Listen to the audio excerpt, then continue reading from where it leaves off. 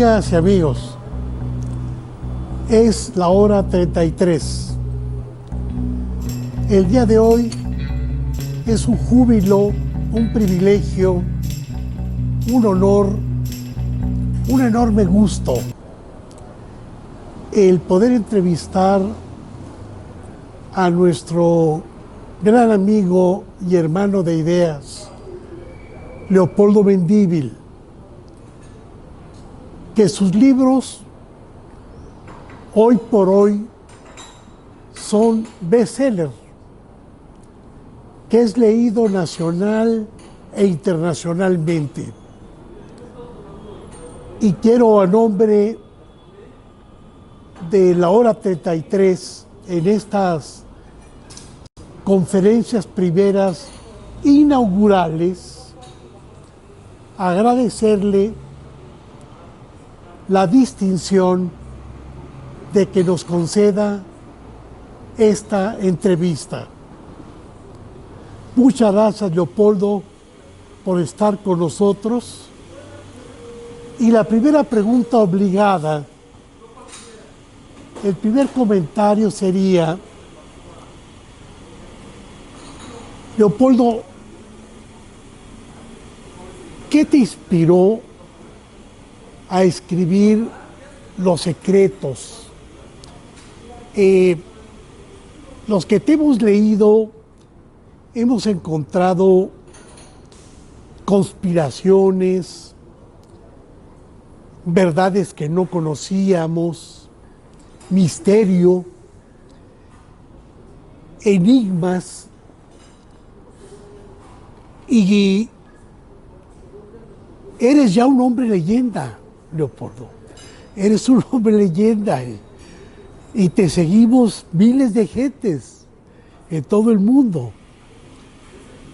Y estamos siempre en espera de tus comentarios y de la posibilidad que me has dado en ocasiones de presentar algunos de tus libros que hoy por hoy ya han hecho historia en el país e internacionalmente. ¿Qué te llevó entonces a esta parte de los secretos que has titulado a tus libros? Pues, don Manuel, lo primero es decirle que lo admiro mucho. Le doy gracias al universo, a Dios, por tener el honor tan grande de conocerlo a usted, un hombre que lucha por un México mejor, más justo, y por un mundo con mejores valores. Y mi respeto total, de veras se lo agradezco, es un honor. Y yo le quiero decir que, la verdad, en mi caso, lo que a mí me inició en esta cosa, lo que me catapultó, la verdad es que yo siempre pensaba, ¿cómo es posible que somos un país conocido en todos lados porque tenemos todos los recursos naturales imaginables, como si fuéramos una especie de jungla llena de frutas, de pescado, de ganadería, minería? Porque somos pobres. Yo siempre me preguntaba, y en la escuela, ¿no? ¿Cómo es posible que seamos pobres y somos ricos si tenemos esos recursos? Y eso fue mi pregunta siempre, ¿no? Y sobre todo considerando que nuestro vecino, los Estados Unidos, son la potencia número 1 del mundo. Entonces, ¿cuál era? Yo siempre me preguntaba, ¿por qué son tan ricos? ¿Qué hay de diferencia? ¿Cuál fue lo que a nosotros nos faltó?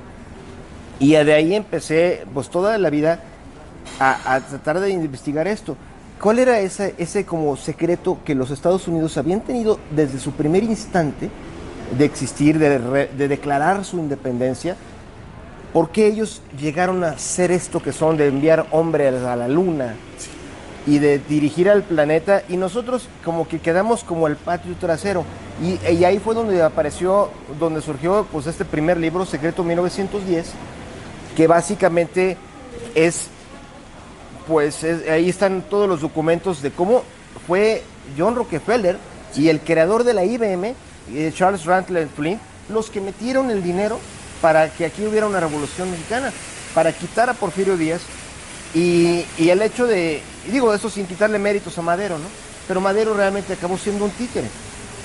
Y mientras tanto a los mexicanos nos iban metiendo el dedo en la boca con atole, digamos, de que toda la historia que hoy conocemos, no solo de la revolución, sino de otros episodios como el de Maximiliano o de la independencia misma, nos han educado con una leyenda que es falsa, que no solamente es falsa en detalle, sino es falsa en su esencia, en donde se nos ha dado esta versión en la cual las verdaderas manotas, las verdaderas influencias internacionales están borradas, no las vemos como estudiantes de historia. Entonces, ¿cómo es, qué sorpresa habrá de que hoy esté pasando exactamente lo mismo?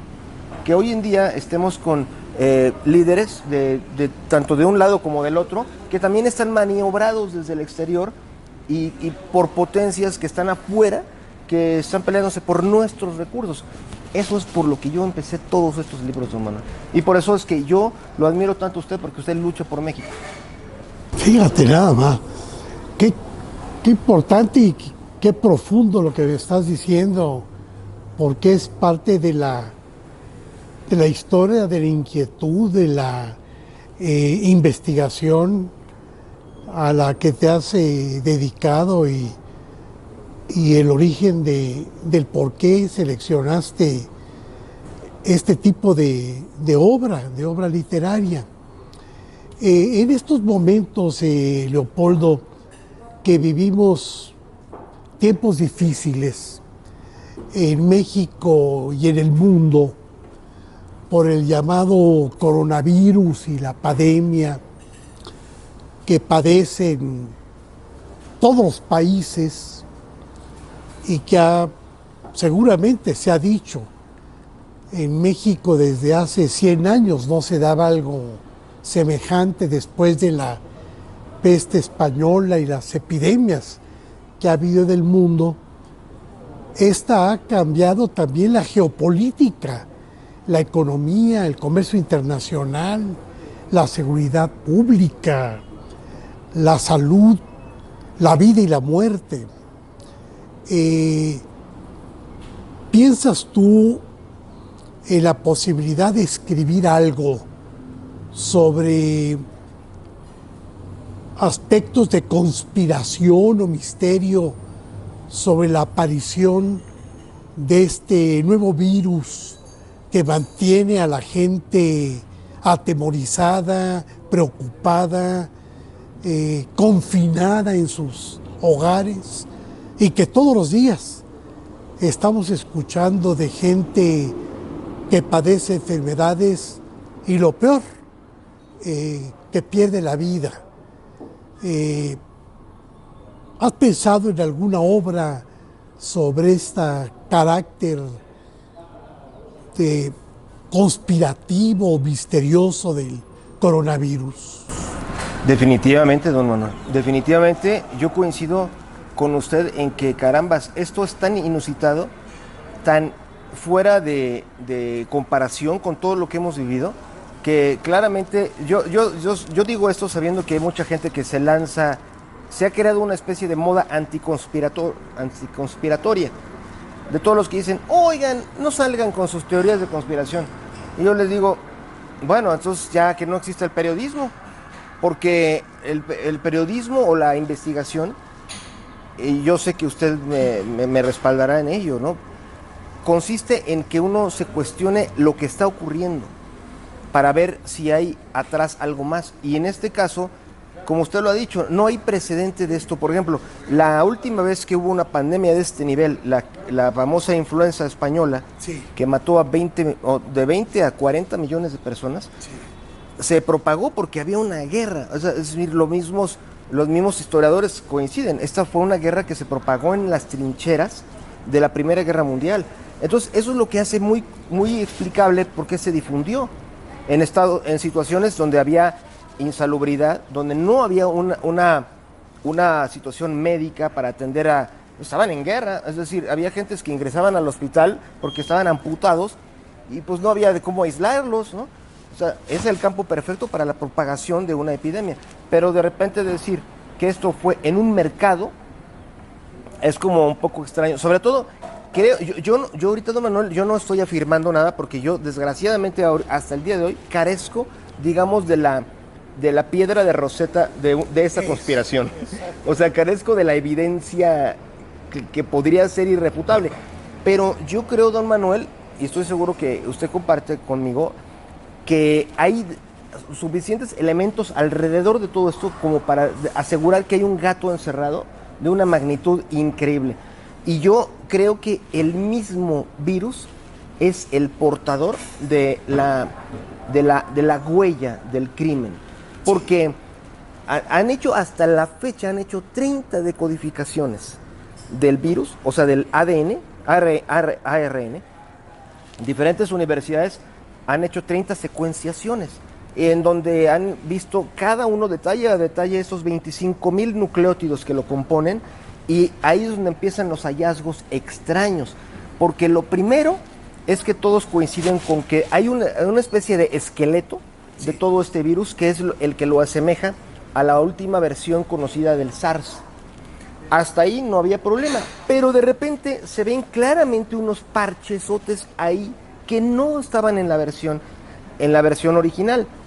Entonces ahí cualquier genetista diría, estos ¿de dónde salieron?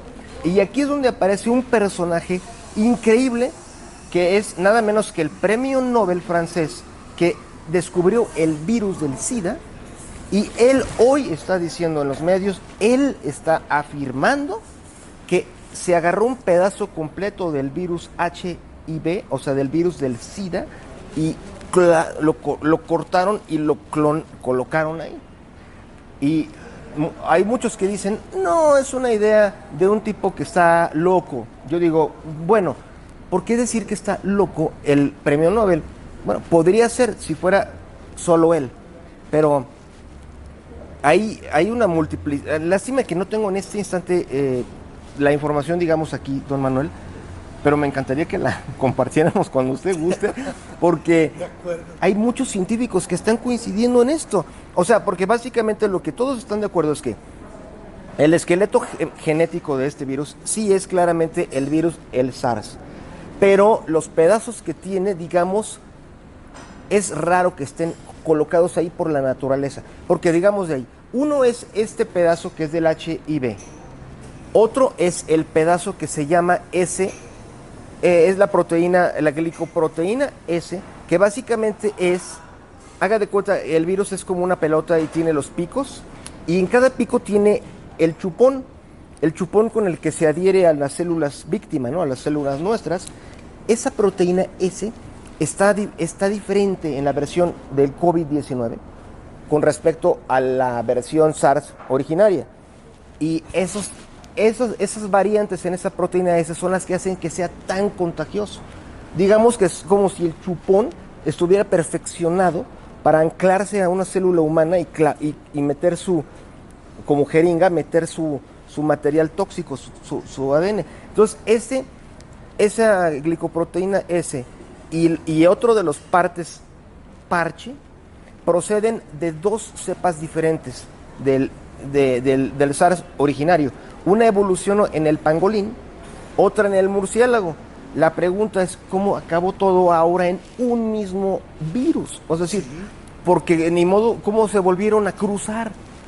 Entonces ahí es donde muchos dicen, mano humana, ¿no? O sea, pero por la otra parte se ha creado todo como que el sistema mediático ha estado bombardeando de que no haya teorías alternas, que no haya teorías de conspiración.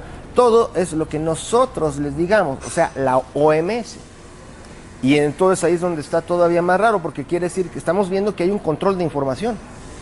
O sea, hay claramente una parte de todo el sistema está tratando de taponear a las investigaciones independientes. En el secreto de Pemex, ¿crees que sea en este momento un elemento importante en el México moderno para combatir lo que es la corrupción y la impunidad en este país, como tú lo has señalado, con enorme riqueza y a la vez padeciendo desigualdad social y pobreza extrema? Pues sí, don Manuel, porque el caso de Pemex yo creo que es un ejemplo muy emblemático de lo que ocurre cuando México tiene un gran recurso natural y cómo realmente los extranjeros, y lo digo con afecto, no es que yo odie a los extranjeros, no, lo único que odio como mexicano es que no se lleven lo que es mexicano. Y básicamente es un ejemplo perfecto de cómo cuando hay un recurso tan grandioso mexicano, sean otros los que se lo llevan. Y básicamente Pemex fue eso. Fue porque básicamente toda esa era del petróleo, sí, ay, ¿se podrá más? Muchas gracias. Y un agradecimiento a un lugar de La Mancha por este grandioso espacio. Pues sí, don Manuel, básicamente la era del petróleo sí claramente se está aproximando a su fin. Y lo que podemos decir que en 100 años en que fue el mayor recurso para que se hicieran naciones ricas o pobres, México, digamos que aprovechó muy a medias este recurso. Y de eso se trata Secreto Pemex. Como realmente no fue solo porque fuéramos tontos, porque no lo somos. Ha habido aquí de los mejores geólogos. De hecho, están entrevistados en el libro. Uno de ellos, el geólogo Patiño, es uno de los más brillantes geólogos que ha habido en el mundo. Y México desarrolló muchas tecnologías de exploración que se utilizan en Rusia. Entonces, aquí había el talento, hubo mucho tiempo la inteligencia y hubo, por ejemplo, en la época de José López Portillo, México llegó a ser el 9º país en el ranking mundial de riqueza por el petróleo. Pero ahí es donde empiezan toda esta historia de traspieces. Por ejemplo, en esa época pudimos habernos hecho super recontra ricos, pero ocurrió una cosa que hoy los libros de historia recuerdan como el debacle del precio del petróleo de los 80s, que de repente el precio del petróleo se cayó al piso, como ahorita, y la gente pensaba, qué mala suerte tenemos los mexicanos, qué mala suerte, cuando por fin tenemos una mina de oro de petróleo, se cae el precio. Pues no, esto fue un plan de los Estados Unidos, ¿desde cuándo? Es más, ahí en Secreto Pemex están los documentos de cómo el presidente Jimmy Carter, en juntas de seguridad nacional, habían acordado cómo iban a llevar al mundo a este extremo, cavando primero unas fosas gigantescas, para empezar a almacenar, y en el momento clave, decirle a todos los países productores de petróleo, no les vamos a comprar nada ya. Y que entraron Arabia, Irán, todos los países como nosotros. ¿Y ahora qué hacemos? ¿Ahora quién le vamos a vender? Y ellos pues tenían todo en reservas. Con eso nos tronaron. ¿Y qué cree? Y don Manuel, eso nos está volviendo a suceder ahora. O sea, porque México no tiene, digamos, orejas, ojos colocados en esos centros de decisión para ver lo que están haciendo por decirlo así, no nuestros adversarios, sino los que están compitiendo con nosotros por todo esto. Y entonces básicamente ahora don Manuel, que está viendo otro tipo de riqueza para el futuro, como el litio, porque ahora sí que lo que va a hacer ricos a los países, el nuevo petróleo, es el de las baterías eléctricas, las que están aquí en celulares o van a estar en carros, y resultó que otra vez el Dios nos volvió a favorecer y tenemos inmensos campos de litio. Pero ya hoy, don Manuel, ya también son de extranjeros. Sí. Hoy, cuando apenas está empezando este nuevo siglo, que no nos vuelva a pasar. Claro que sí. En la hora 33 nos han preguntado muchos jóvenes y mucha gente al saber y anunciar tu entrevista el día de hoy. Porque, bueno, pues han leído tus libros, el Secreto Biblia, el Secreto Vaticano, Secreto de la Revolución Mexicana, el Secreto Maximiliano, que te preguntáramos qué consejo le darías a un joven o una persona que quisiera iniciar una carrera, una profesión, una entrega a esta tarea que tú realizas de manera extraordinaria como escritor, ¿qué, qué consejo le darías a esa gente, a los miles de gentes que lo están escuchando en este país y de manera internacional? Porque esto tiene cobertura nacional y en países hermanos que nos están viendo ya. Bueno, lo primero que yo les diría es que escuchen la hora 33 y que escuchen a nuestro gran líder, Manuel Jiménez Guzmán, que es un hombre que ama a México, ama a América Latina, nuestra cultura hispánica, bueno, nuestra cultura latinoamericana. Y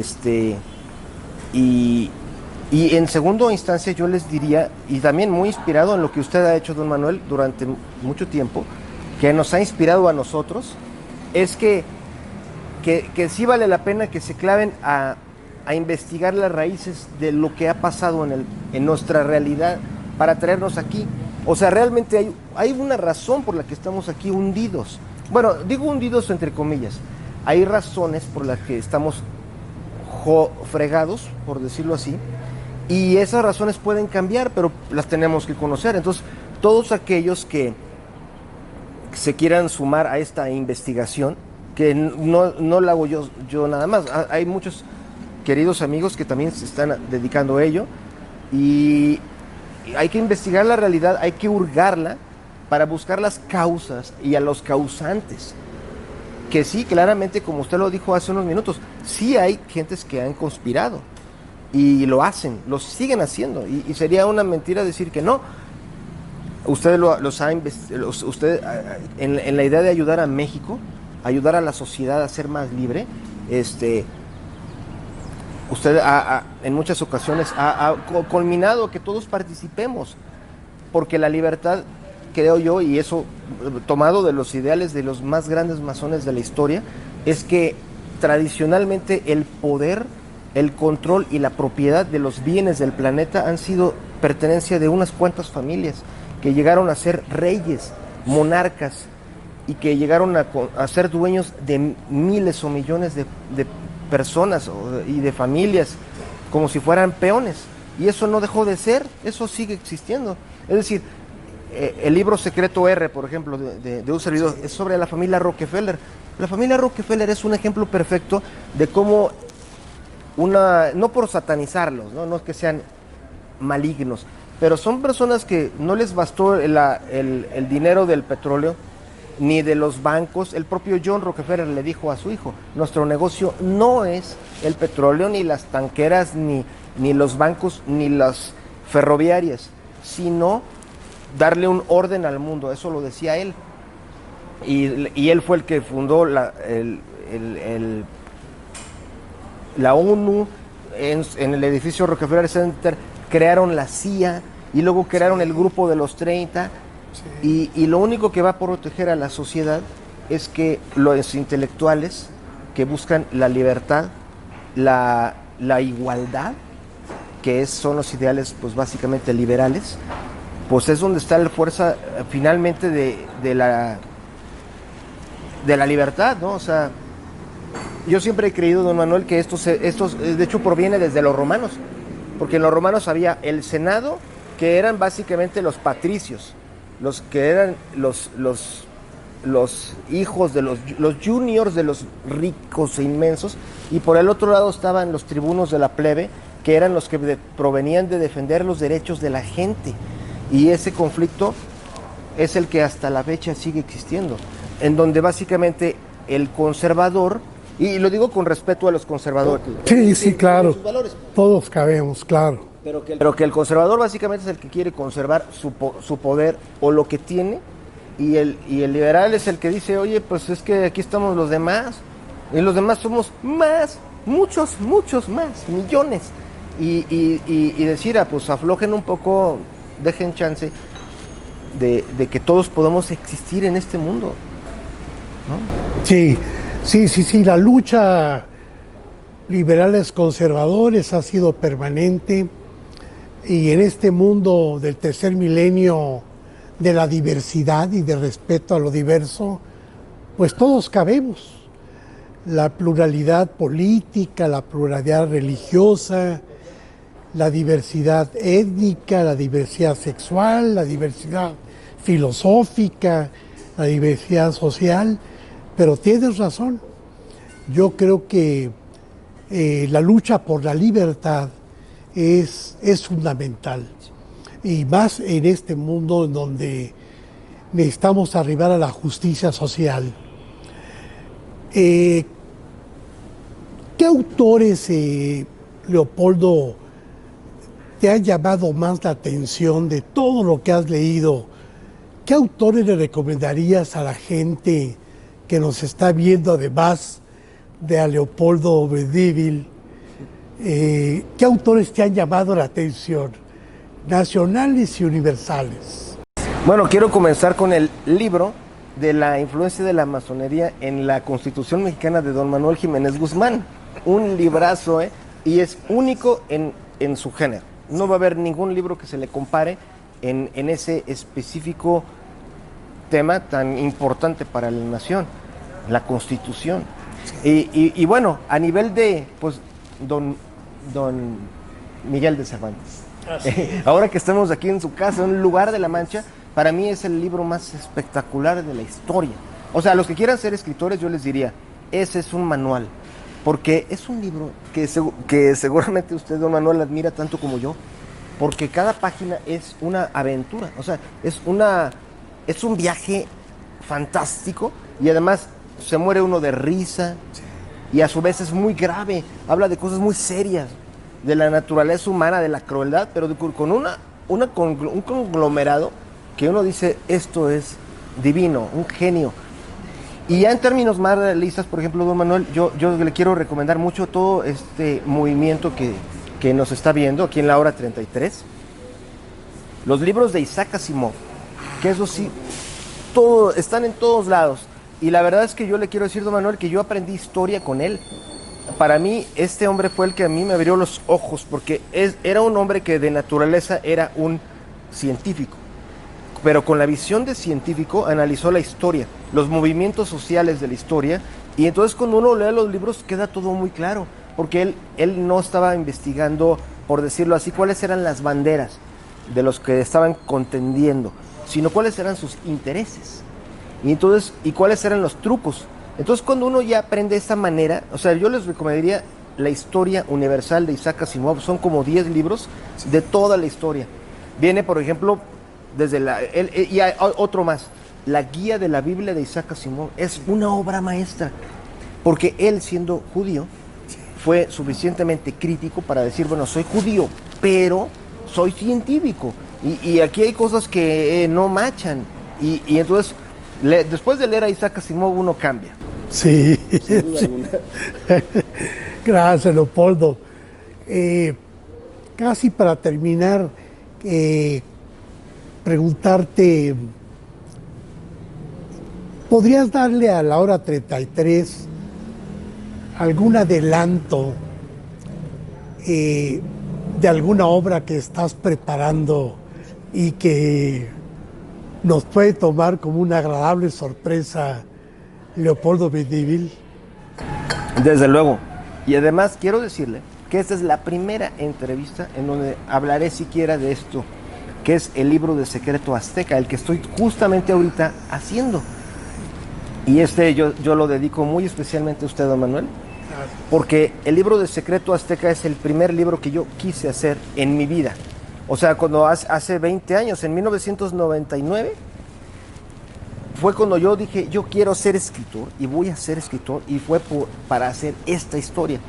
Y fíjese, don Manuel, cómo me acuerdo hasta el detalle exacto. Yo tenía un trabajo, yo estaba en el Infonavit a cargo de difusión, sí, y estaba leyendo un libro que también lo recomiendo a todos los que están viendo. Se llama Los Antiguos Reinos de México, de Nigel Davis, un inglés, que es un libro fascinante, pero fascinante, sobre lo que eran los olmecas, los teotihuacanos, los mayas y, bueno, y los aztecas, ¿no? Y hay un párrafo, pero específicamente un párrafo que a mí, me haga de cuenta, me poseyó como si fuera un COVID que se me clavó aquí y se volvió, ya me dejó totalmente infectado, pero para bien, que era este párrafo, don Manuel, decía básicamente que en el año de 1417 aproximadamente, Nezahualcóyotl tenía apenas 16 años, bueno, de hecho 15, y estaba un día con su padre en el palacio en Texcoco, y llegó su enemigo, que era Tezosomoc, para firmar las paces con él,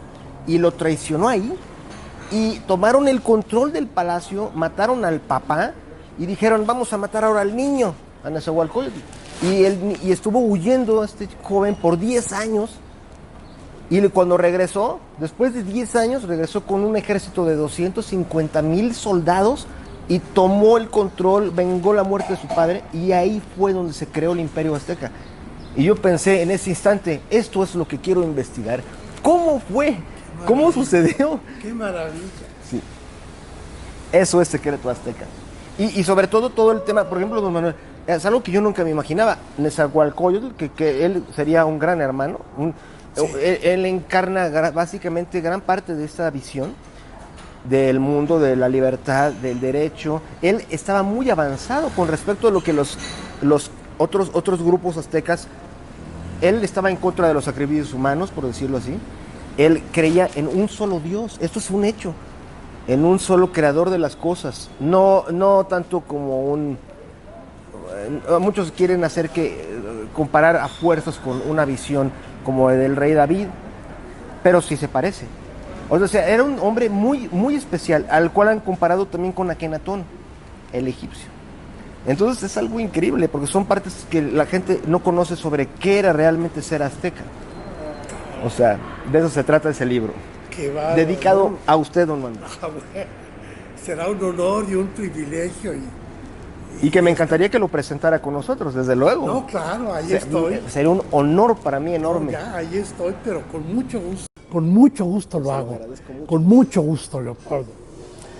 Es la hora 33, estamos concluyendo, pero me gustaría por este medio dos cosas. Una, agradecerle a Leopoldo Mendívil, gran escritor, que ha abierto nuevos caminos en la literatura nacional y universal. Esta entrevista, pidiéndole me salude a su señor padre, que es un gran amigo mío y un hombre muy respetable en el periodismo, en su calidad moral, en su ética profesional.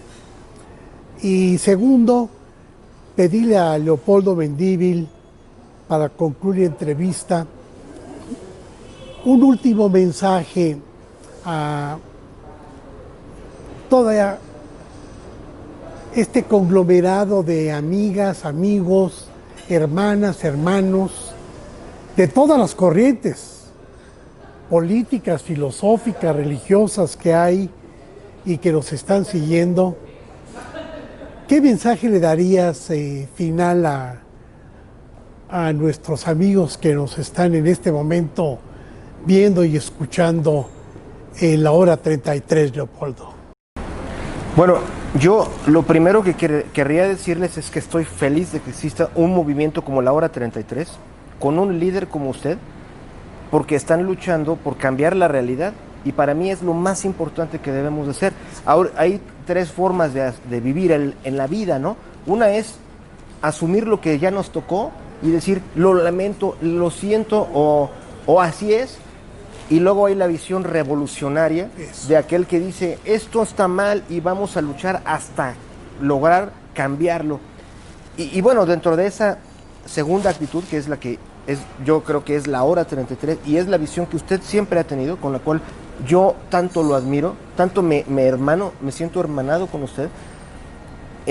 Yo les pediría a todos los amigos de la hora 33, esto es realmente la hora 33, la hora en que nosotros con nuestra inteligencia podemos cambiar la realidad, ya no soportarla, sino decir, tenemos totalmente la capacidad, son poderes que nos ha dado el Creador, sí, para entender la realidad, para realmente investigar y analizar el porqué de las cosas, y nos da la opción de hoy transformar, y eso es lo que vamos a hacer. Amén. Es la hora 33. Muchas gracias.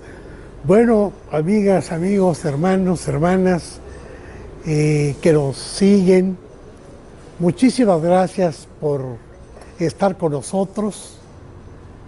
Y esta es la hora 33 con Leopoldo Mendívil en las primeras conferencias inaugurales de este programa, que seguramente con personajes como Leopoldo llegaremos a la conciencia, a la mente y al corazón de mucha gente que quiere lo que Leopoldo ha señalado el final, una transformación, un cambio a favor del ascenso del hombre y del ascenso de la humanidad. Muchas gracias y esta es la hora 33.